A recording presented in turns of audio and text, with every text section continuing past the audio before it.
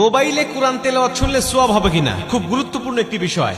আমরা অনেকেই কিন্তু এখন মোবাইলের মাধ্যমে কোরআন তেলাওয়াত শুনি এবং মোবাইলে কোরআন তেলাওয়াত করি।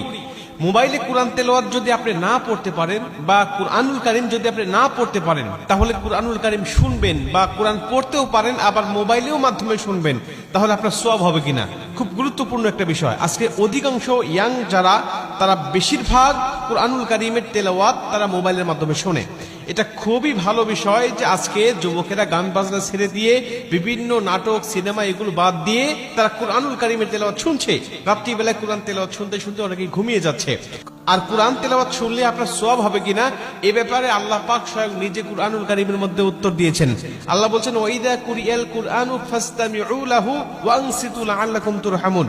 আল্লাহ পাক বলছে, যখন কুরআনুল কারীমের তেলাওয়াত হয় তখন তোমরা চুপ থাকো, তোমরা কথা বলো না। ওয়াইদা কুরিয়াল কুরআনু ফাসতামিউ লাহু ওয়া আনসিতু লাআল্লাকুম তুরহামুন, এবং মনোযোগ সহকারে তোমরা শ্রবণ করো, আশা করা যায় যে আল্লাহ পাকের রহমত তোমাদের উপর বর্ষিত হবে। আল্লাহর কোরআন আপনি শুনবেন মোবাইলের মাধ্যমে হোক, আর কারো কণ্ঠে হোক, আর সামনাসামনি হোক, আপনি যখনই কুরআনুল কারীমের তেলাওয়াত শুনতেছেন তখনই আল্লাহ আপনার উপরে রহমতের বারিধারা বর্ষণ করছেন। অতএব মোবাইলের মাধ্যমে আপনি কোরআন তেলাওয়াত শুনতে পারবেন, এটা হলো প্রথম নম্বর কথা।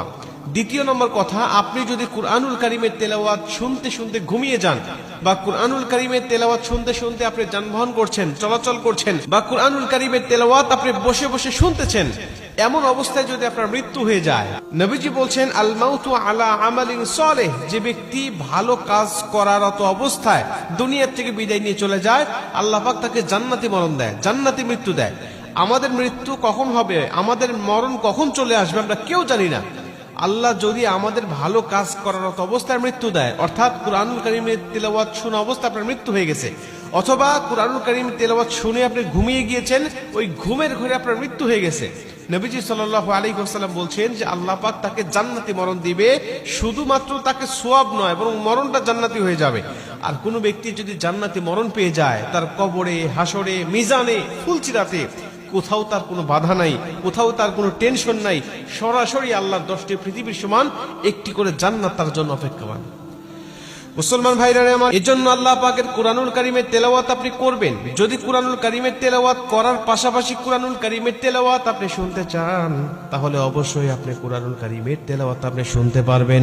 যদি সামনাসামনি কাউকে না পান কুরআন তেলাওয়াত শোনার জন্য, বা সামনাসামনিও আপনি শোনেন, আবার মোবাইলের মাধ্যমে আপনি শুনতে চান, তাহলে আপনি অবশ্যই শুনতে পাবেন, এতে কোনো সন্দেহ নাই, এতে কোনো সমস্যা নাই। বরং যতক্ষণ আপনি কুরআনুল কারীমের তেলাওয়াত শুনতে থাকবেন, ততক্ষণ পর্যন্ত গুনাহ থেকে বেঁচে থাকতে পারবেন, এবং যতক্ষণ কুরআনুল কারীম